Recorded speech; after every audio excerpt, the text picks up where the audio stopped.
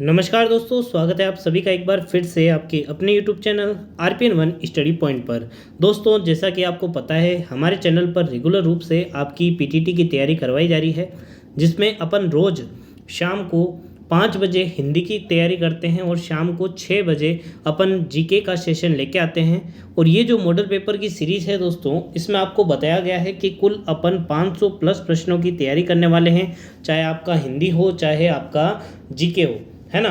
तो अभी अपन ने देखा, आपने जब यदि आपने पुरानी क्लास से देखी होगी तो आपने नोटिस किया होगा कि अपन ने राजस्थान जीके पर कम जोर देते हुए राजस्थान जीके के अलावा जो इंडिया जीके के प्रश्न आते हैं उन पर अपन ने बहुत ही ज़्यादा जोर दिया, है ना। और लगभग 180 प्रश्न तक अपन ने इनके ऊपर अपन ने कर लिए हैं, है ना।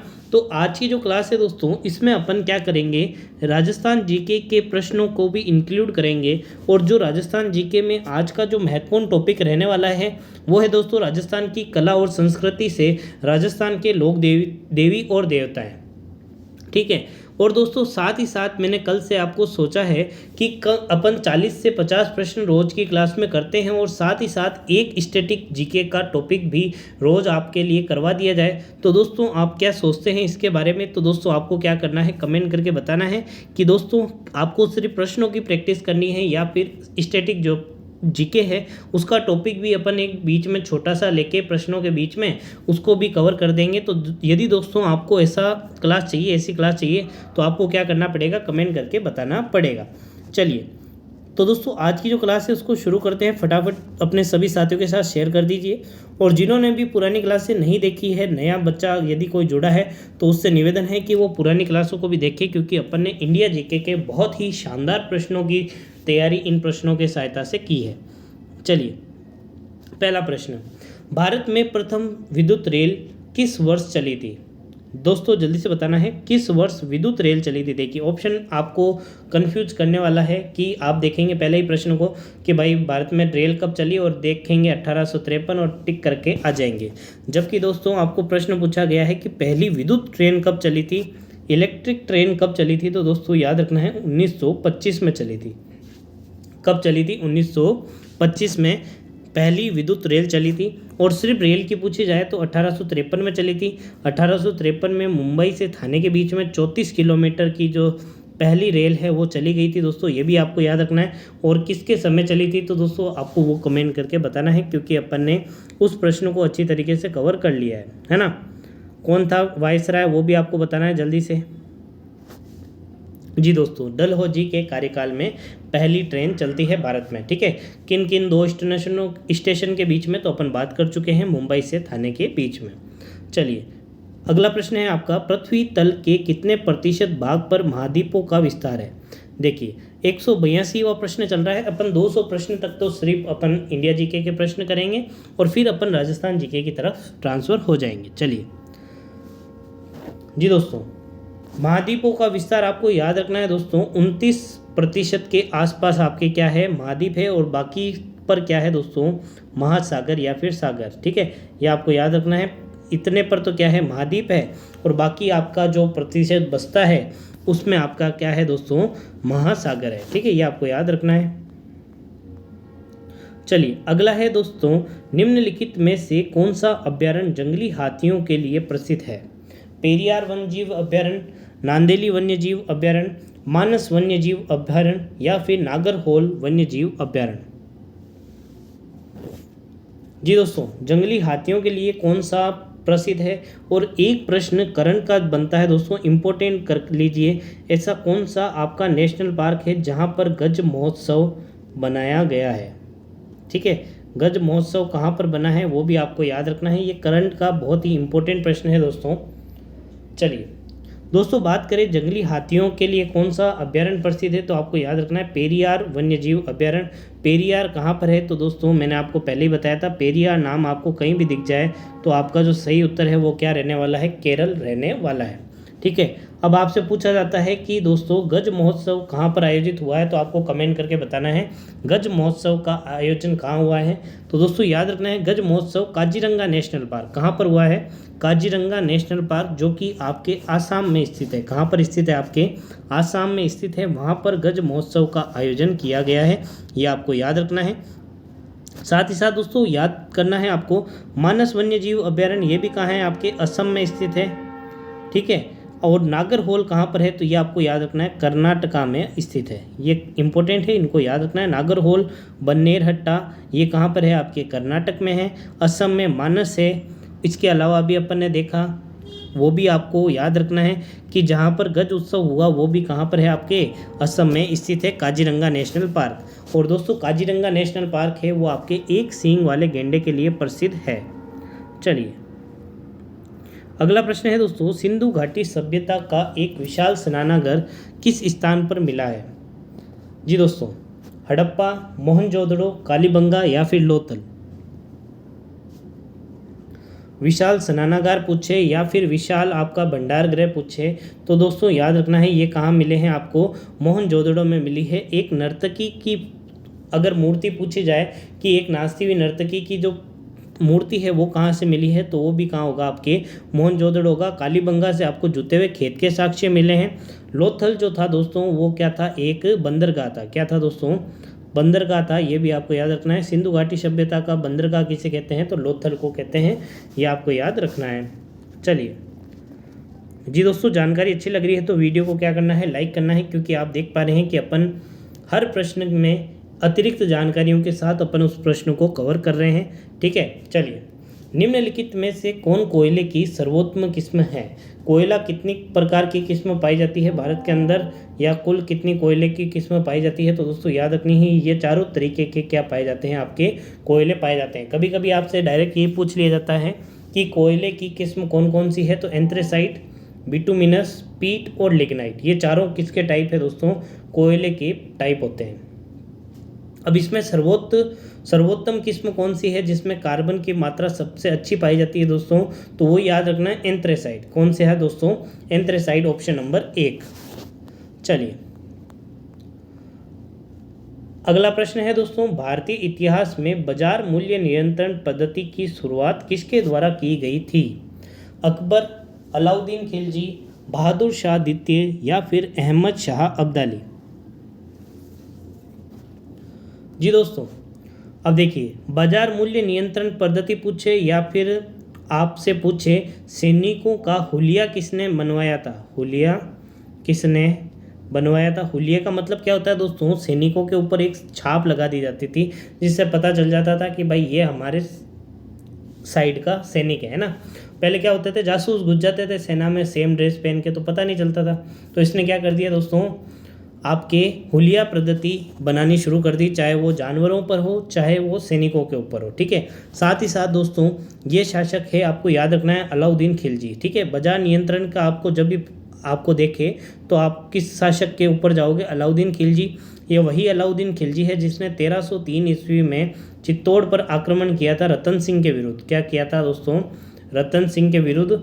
और इस आक्रमण के कारण ही दोस्तों चित्तौड़ के अंदर साका होता है, ठीक है। और उसमें रानी पद्मावती जो है जौहर करती है, ठीक है।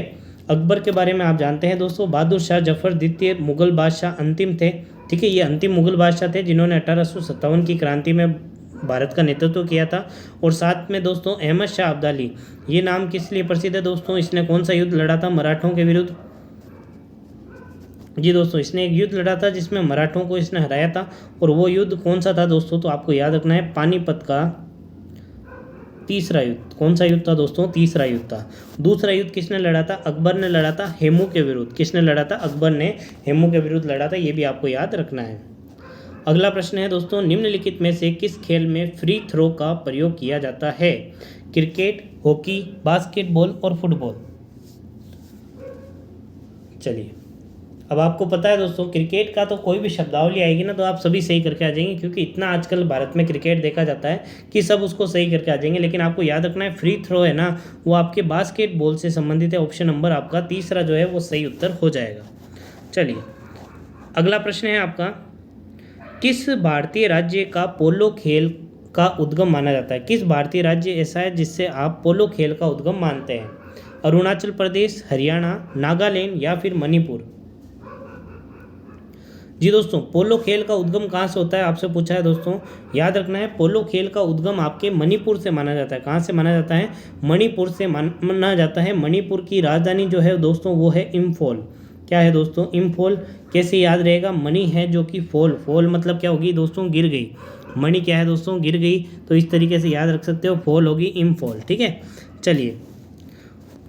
पोलो को अपन चौगान भी बोलते हैं, और एक ऐसा शासक जिसकी मृत्यु पोलो खेलते हुए, चौगान खेलते हुए हुई, उसका क्या नाम था दोस्तों, कुतुबुद्दीन ऐबक। ये भी आपको याद रखना है।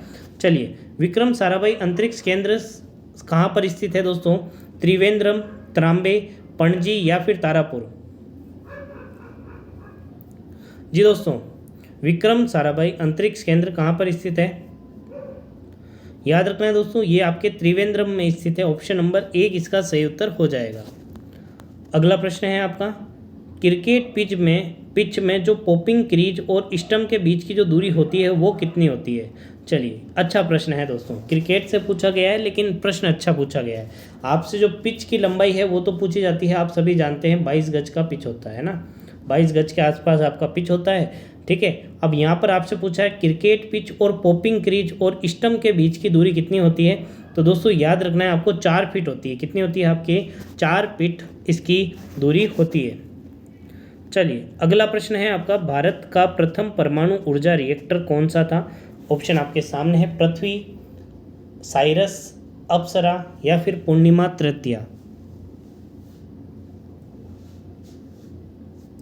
चलिए, अब नाम में ही तृतीय आ रही है तो ये तो हो ही नहीं सकता, चलो हटा दो इसको। याद रखना है, प्रथम परमाणु ऊर्जा रिएक्टर था, उसका नाम रखा है दोस्तों अप्सरा। क्या है दोस्तों, अप्सरा। जो आपकी पृथ्वी है वो क्या है दोस्तों, मिसाइल का नाम है। किसका नाम है दोस्तों, मिसाइल का नाम है अग्नि और पृथ्वी, और साथ ही साथ त्रिशूल। अग्नि, पृथ्वी और त्रिशूल, ये आपकी प्रमुख मिसाइलें हैं भारत के द्वारा। ठीक है, अगला प्रश्न है दोस्तों, भारतीय अंतरिक्ष अनुसंधान संस्थान संगठन जो है उसका मुख्यालय कहाँ पर है। ठीक है, जल्दी से बताना है दोस्तों, इसरो।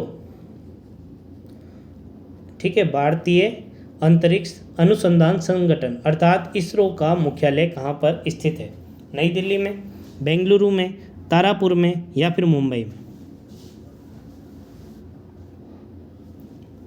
जी दोस्तों, याद रखना है, इसरो का जो आपका हेड ऑफिस है वो आपके बेंगलुरु में स्थित है। Option number 2। अगला प्रश्न है आपका, निम्नलिखित में से किस रोग की पहचान करने के लिए एलिसा परीक्षण किया जाता है। एलिसा परीक्षण किसके टेस्ट में किया जाता है, चिकनगुनिया, मधुमेह, टाइफाइड या फिर एड्स। दोस्तों याद रखना है, ए से एलिसा और ए से ही आपको याद रखना है एड्स। ठीक है, एड्स का जब आपको टेस्ट किया जाता है तो किसका परीक्षण किया जाता है दोस्तों, एलिसा परीक्षण किया जाता है। अगला प्रश्न है दोस्तों, 2011 की जनगणना के अनुसार भारत की नगरीय जनसंख्या भारत के कुल प्रतिशत का कितना प्रतिशत थी। जी दोस्तों, एक प्रश्न और पूछा जाता है कि भारत में सर्वाधिक शहरी जनसंख्या किस राज्य में निवास करती है, तो उसका आंसर रहने वाला है आपके महाराष्ट्र। क्या रहने वाला है दोस्तों, महाराष्ट्र। और सिर्फ पूछा जाए कि जनसंख्या सबसे ज़्यादा कहाँ पर है, तो वो है आपके यूपी में। शहरी जनसंख्या कहाँ है, तो महाराष्ट्र में। और कितना प्रतिशत है, तो दोस्तों याद रखना है लगभग 28%। ठीक है, ऑप्शन नंबर 3। अगला प्रश्न है दोस्तों, सूचना की सबसे छोटी इकाई को क्या कहते हैं जिसे कंप्यूटर जो है समझ सकता है और प्रोसेस कर सकता है। तो दोस्तों, जब आपने बिट, बाइट, मेगाबाइट, किलोबाइट ऐसे आपने देखे होंगे कि कितने GB, MB ये आप सुनते ही हैं, तो इसमें जो सबसे छोटी जो इकाई है उसको अपन कहते हैं बिट। क्या कहते हैं दोस्तों, बिट। ये आपको याद रखना है, ऑप्शन नंबर 1। बाइट नहीं दोस्तों, सबसे जो छोटी इकाई होती है वो होती है आपके बिट। अगला प्रश्न है, भारतीय संविधान के नागरिकों को कितने मूल अधिकार दिए गए हैं, आपको बताना है दोस्तों। चलिए, ये प्रश्न 2 तरीके से पूछा जाता है। मूल संविधान में कितने दिए गए थे, 7। वर्तमान में कितने हैं, 6। तो ऑप्शन नंबर 2 दूसरा है वो सही उत्तर हो जाएगा। कौन से भाग में मूल अधिकारों का वर्णन है दोस्तों, तो याद रखना है दोस्तों, वो है आपका भाग नंबर 3। इसी को भारतीय संविधान का मेग्ना कार्टा कहा जाता है, ये भी आपको याद रखना है। और जो आपका अधिकार है उसको हटा दिया गया था, वो कौन सा है दोस्तों, तो वो याद रखना है आपको संपत्ति का अधिकार। क्या है दोस्तों, संपत्ति का अधिकार। ये पहले आपको मूल अधिकार था, लेकिन अब इसको हटा दिया गया है दोस्तों। ये पहले कौन से अनुच्छेद में रखा गया था? अनुच्छेद नंबर 31 के अंदर।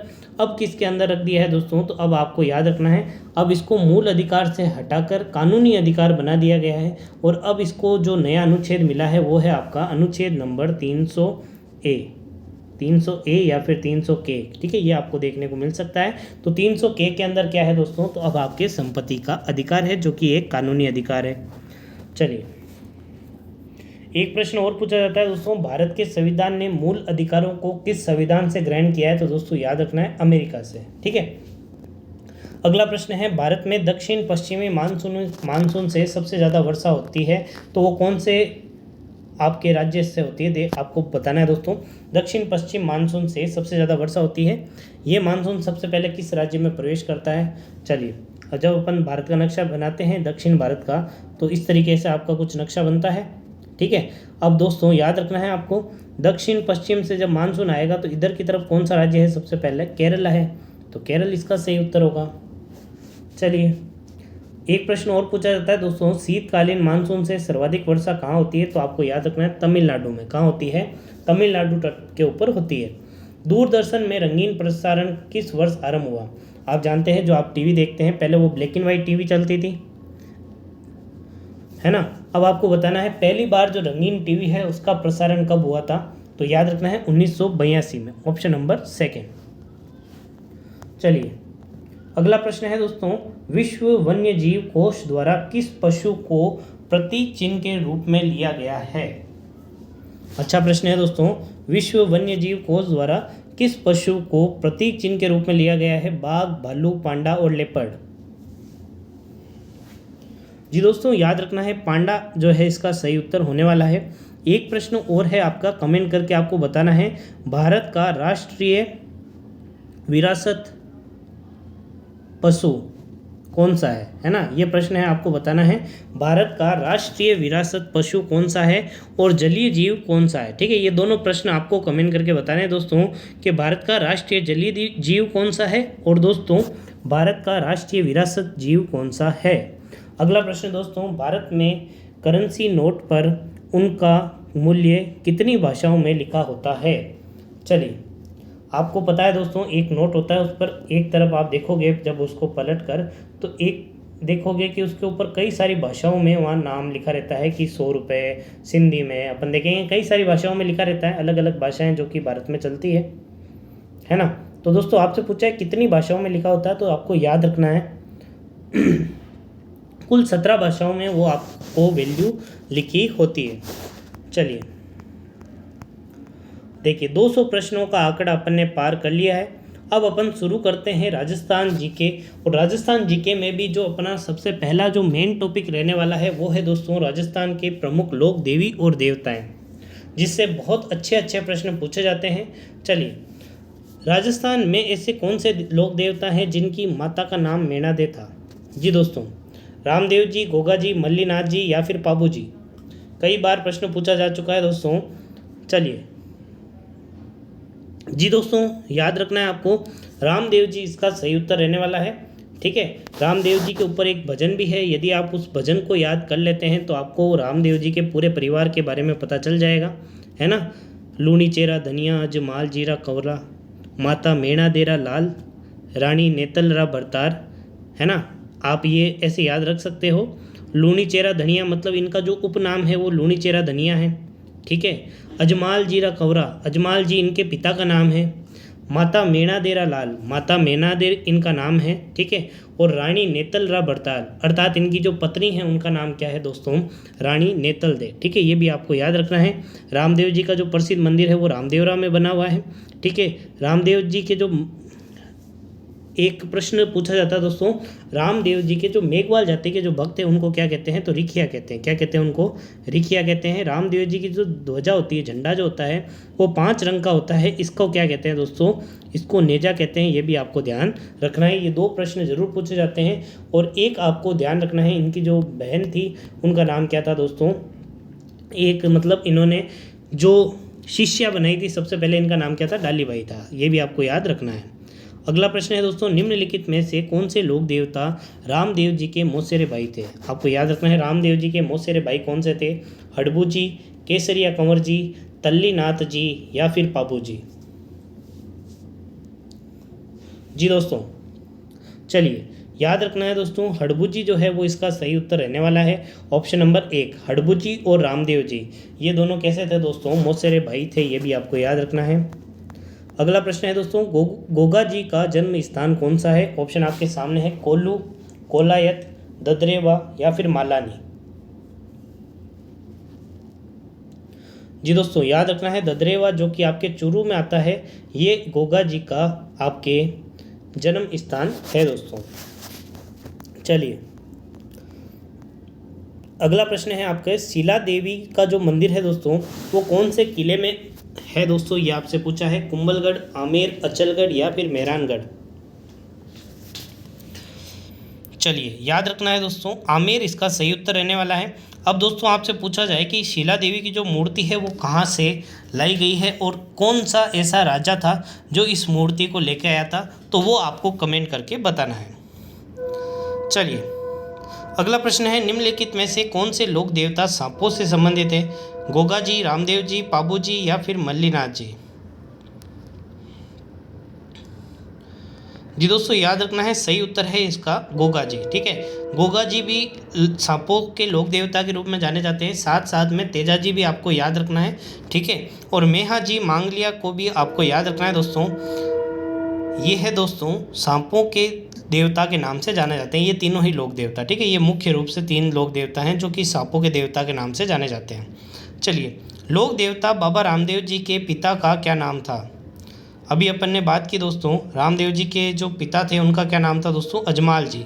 ठीक है, चलिए अगला प्रश्न है दोस्तों, चौथ माता किस जनजाति की कुल देवी या फिर आराध्य देवी है? सांसी, कंजर, भील या फिर मीना?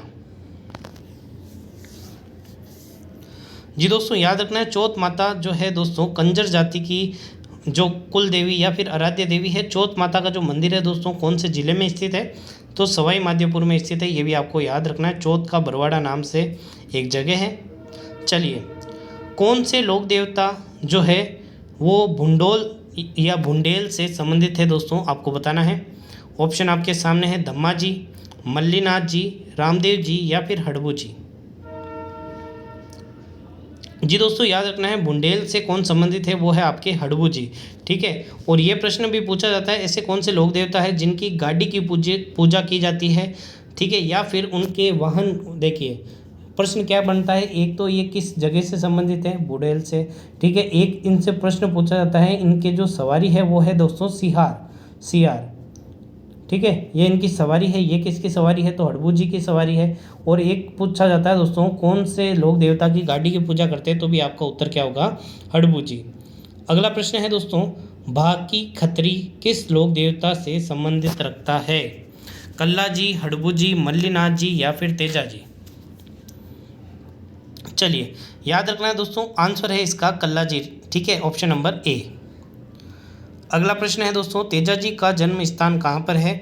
ऑप्शन आपके सामने है, खडनाल, नागौर में, उंडू कश्मीर, बाड़मेर, बुडोल, नागौर या फिर गोगामेडी, हनुमानगढ़? चलिए, अभी अपन ने बात की बुडेल जो नागौर में है वो कौन से लोक देवता से संबंधित है? गोगामेडी गोगा जी से संबंधित है। उडू कश्मीर गांव जो है वो किस लोक देवता की जन्मस्थली है? वो आपको कमेंट करके बताना है। और दोस्तों बात करें खडनाल की, तो खडनाल में किन का जन्म होता है दोस्तों? तेजा जी का जन्म होता है, ये आपको याद रखना है। तेजा जी की घोड़ी का क्या नाम था? तो आपको याद रखना है दोस्तों, लीलन। ठीक है, ददरेवा किसका जन्म स्थल है? अभी अपन बात कर चुके हैं दोस्तों, ददरेवा जो है दोस्तों चूरू जिले में आता है और ये गोगा जी का जन्म स्थल है।